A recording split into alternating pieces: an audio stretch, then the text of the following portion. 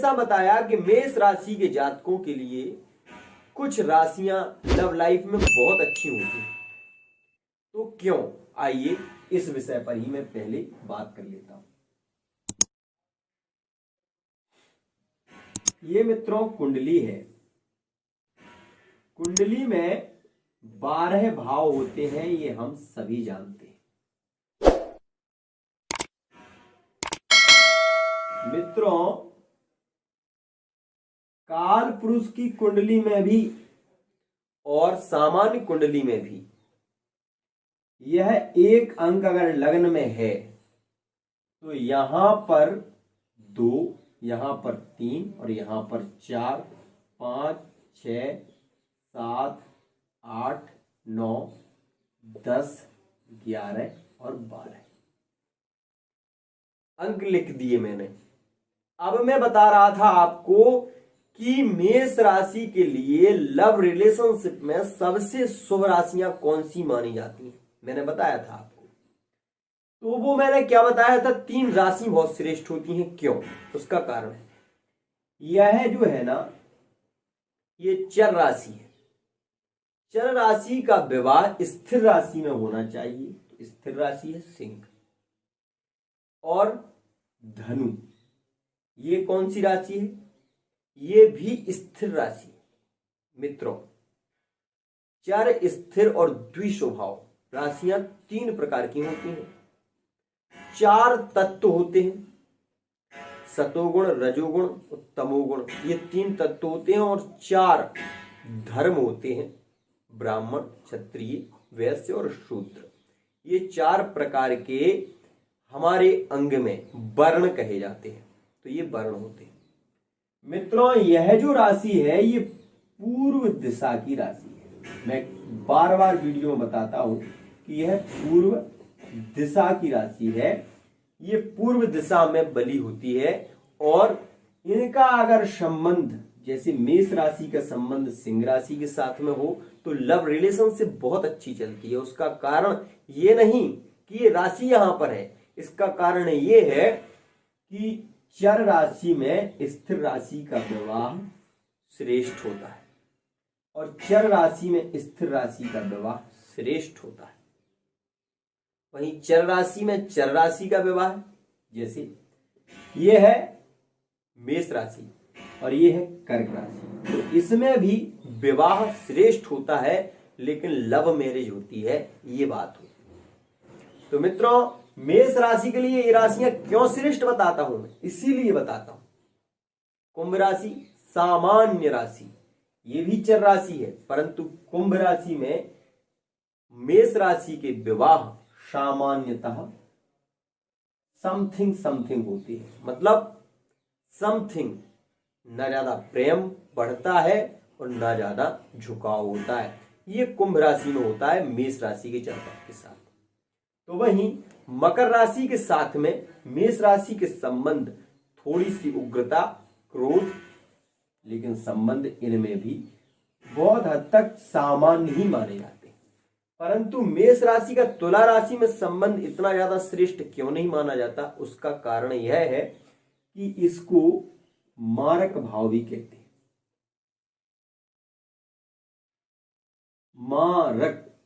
मारक भाव भी कहते हैं मित्रों।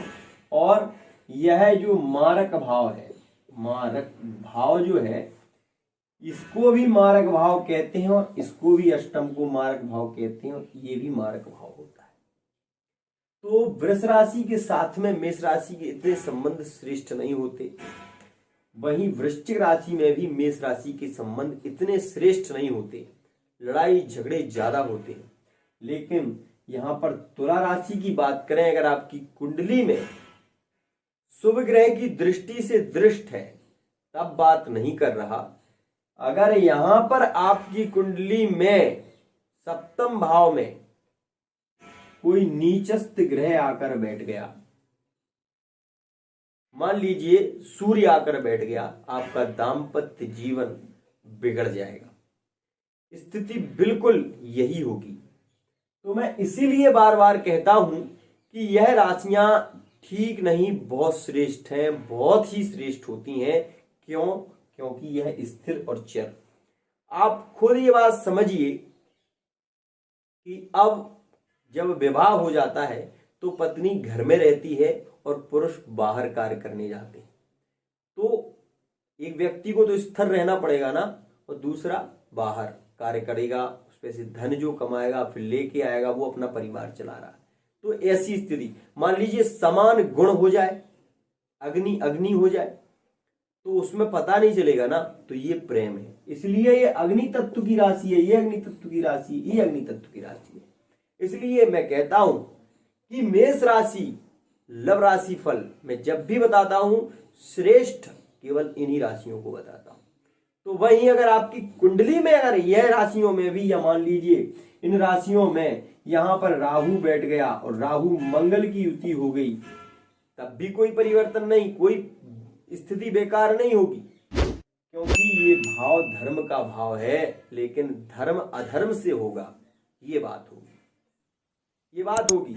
मान लीजिए राहु मंगल यहां पर राजनीति का योग बहुत अच्छा बनाएंगे। अगर यहां पर बैठा हुआ है तो आपकी राजनीति एक नंबर होगी, आपकी लव रिलेशनशिप में यह बहुत प्रेम बढ़ाएगा, लेकिन न्यायोचित नहीं, अनुचित तरीके से आपके संबंध कई जगह होंगे।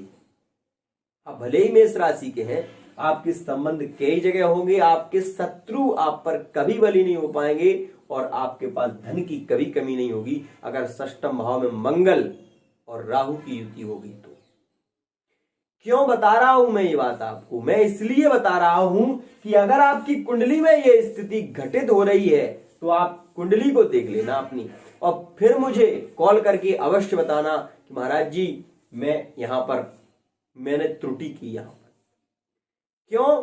अगर मंगल राहु यहां पर बैठ जाए, ये योग यहां पर अगर मंगल राहु की दृष्टि हो जाए और मंगल राहु यहां पर बैठा हो, संतान का लिए थोड़ा कष्ट होगा, कष्टकारी होगा, परंतु यह आपके लिए शिक्षा के क्षेत्र में ज्यादा बाधा नहीं, परंतु पढ़ाई कम होगी लेकिन रिजल्ट अच्छा आएगा।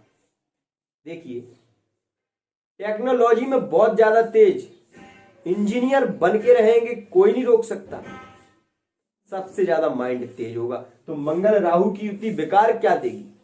बेकार यह देगी कि आपको पेट से संबंधित समस्या हो जाएगी। वहीं षष्ठम भाव में यदि होगा तो आपको गुप्तांग में समस्या होगी, गुप्तांग में तिल हो सकते हैं, इनकी यहां पर अधिकता बढ़ जाएगी। ये स्थिति होती है अगर राहु मंगल की युति हो या फिर दृष्टि परिवर्तन हो जाए, तब भी स्थिति होती है। तो ध्यान रखिए, मैं जब भी कहता हूं शास्त्र संबद्ध बोलता हूं, क्योंकि मुझे बोलने में भी सोचना पड़ता है। आप लोगों को तो मैं बताता हूं, परंतु उसको फल कथन करने में मुझे सोचकर ही बोलता हूं, जिससे कि व्यक्ति को यह पता चले कि उसके साथ में एक घटना होगी। षष्ठम भाव में राहु और मंगल की युति एक्सीडेंट का योग बनाएगा। एक्सीडेंट होगा लेकिन मरेंगे नहीं, ये मैं कह रहा हूं। क्यों नहीं मरेंगे भाई?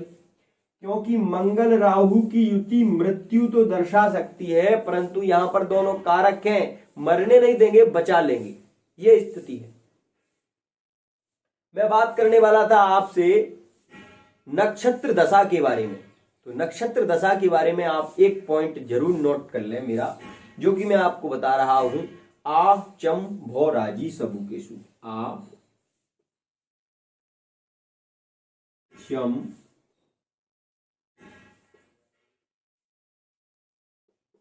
भौ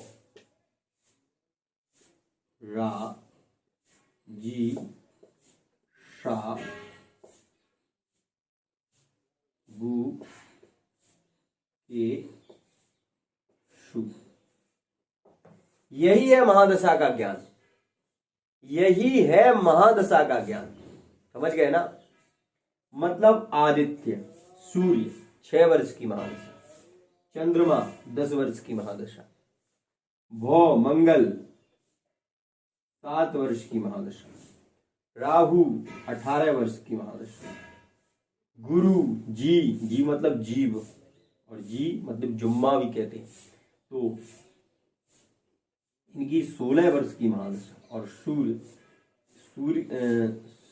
सा, सा का मतलब है शनि, तो शनि की 19 वर्ष की महादशा और बुध की 17 वर्ष की महादशा, तो वहीं केतु की 7 वर्ष की महादशा और शुक्र की 20 वर्ष की महादशा।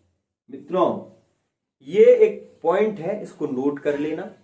अगर आपने इसको नोट कर लिया, आप अपने जीवन में भी किसी की भी कुंडली देखेंगे, आपको ज्यादा सोचने की जरूरत नहीं होगी। आपको एक बार आप ध्यान करेंगे, आपको पता चल जाएगा कि किसकी महादशा आने वाली है और कौन सी महादशा प्रारंभ होगी और उसके बाद क्या स्थिति रहने वाली। मैं ये जो कुंडली बताता हूं, इस कुंडली में बहुत से आधार छुपे हुए हैं, उनके बारे में भी मैं चर्चा करूंगा। अगली बार मैं आपको एक ऐसा सूत्र देने वाला हूं जिसको यदि आपने नोट कर लिया तो आप स्वयं से अपनी कुंडली देख पाएंगे और दूसरों की भी कुंडली को देखकर कुछ उसका फल कथन कर पाएंगे। तो बने रहिए हमारे साथ। अगर चैनल को सब्सक्राइब नहीं किया तो जरूर कर लीजिए। आज के लिए इतना ही। इसी के साथ वाणी को विराम। जय जय श्री राधे श्याम। जय जय।